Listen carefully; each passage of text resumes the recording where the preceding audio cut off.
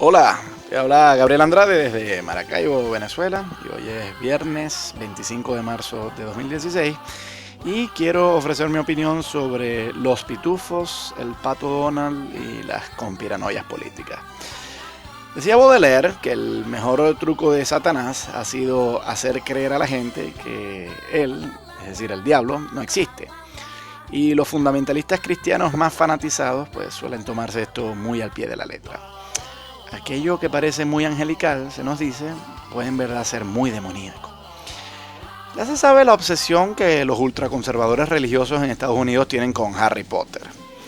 Estas películas sobre el aprendiz de mago, se nos dice, conducen a toda suerte de degeneración moral, porque es que nunca es recomendable coquetear con el ocultismo y la magia. Al menos en el caso de Harry Potter, el ocultismo es bastante explícito. Pero, insisten los ultraconservadores religiosos, hay aún otros casos en los que lo demoníaco no es tan explícito, pero que con todo, de forma muy disimulada, adelanta mensajes satánicos. Tomamos en consideración, por ejemplo, a los pitufos. Vale preguntarse, ¿cuáles muñequitos pueden ser más tiernos que estos simpáticos duendecillos? En realidad, advierten estos conspiranoicos cristianos, esta serie televisiva es muy peligrosa, porque es que alienta en las audiencias infantiles la curiosidad por las artes ocultas. Bueno, hay que recordar que el adversario de los pitufos, Gargamel, es un hechicero. Y supuestamente todo eso conduce al diablo.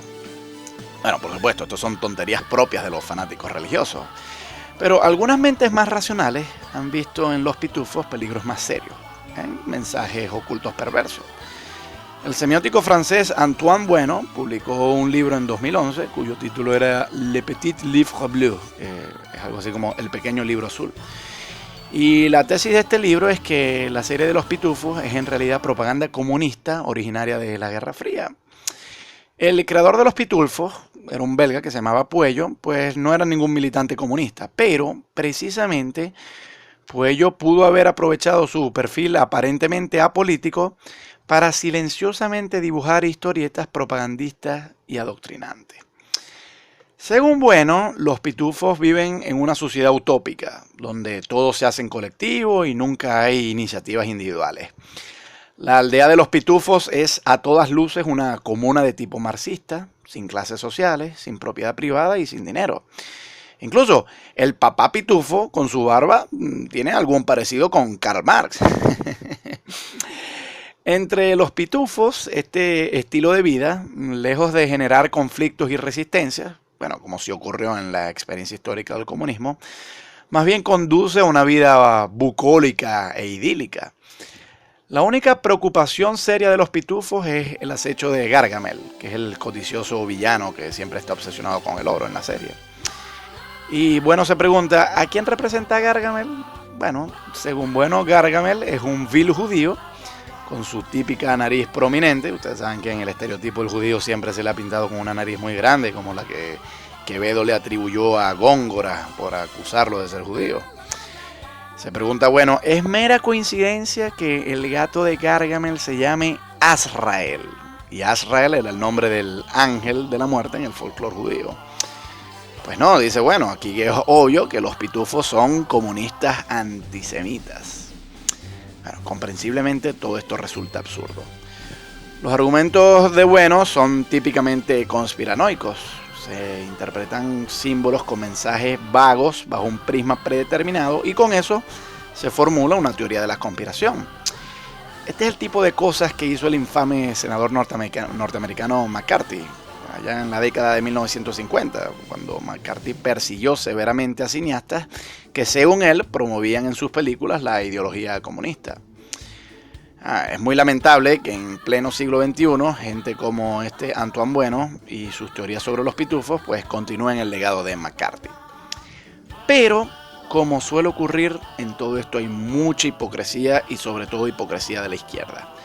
Porque es que quien realmente marcó el precedente para abusar de la semiótica y crear teorías de la conspiración sobre historietas cómicas no fue la derecha anticomunista europea y norteamericana, sino más bien la izquierda socialista latinoamericana.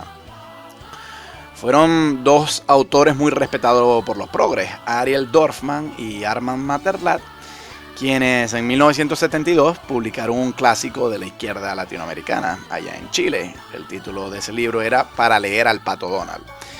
En ese libro, los autores defienden la tesis de que el Pato Donald y las historietas de Disney en general en realidad son un instrumento para legitimar el orden burgués y mantener contenidas a las masas de proletarios que en algún momento se quieran rebelar. Es decir, el Pato Donald es una forma de alienación que trata de convencer al obrero de que su lamentable condición pues, es el orden natural de las cosas y que en realidad pues, no hay nada que objetar. Los personajes de Disney, denuncian Dorfman y Matterlat, acumulan riqueza sin hacer esfuerzo. Prácticamente son especuladores de la bolsa. Y en esas historietas casi nunca hay escenas de fábricas o sindicatos o incluso ni siquiera aparecen obreros. La tesis de Dorfman y Matterlat pues tiene un halo de plausibilidad. Ciertamente, como bien recuerda Marx, el sistema de opresión en una sociedad debe ser continuamente legitimado por la cultura de masas, a través del cine, la televisión, las artes, etc. Pero el problema con esta idea de Marx es que no es adecuadamente falseable. Y la verdad es que pronto cualquier canción, cualquier película puede ser empleada como confirmación de la tesis original. Al final, Dorfman y Matterlat hicieron con el Pato Donald pues exactamente lo mismo que hace Bueno con los Pitufos. Y eso es establecer una tesis predeterminada y una vez que se ha escogido la tesis, pues buscar la evidencia en símbolos con mensajes vagos. La ciencia primero busca la evidencia y luego formula una hipótesis.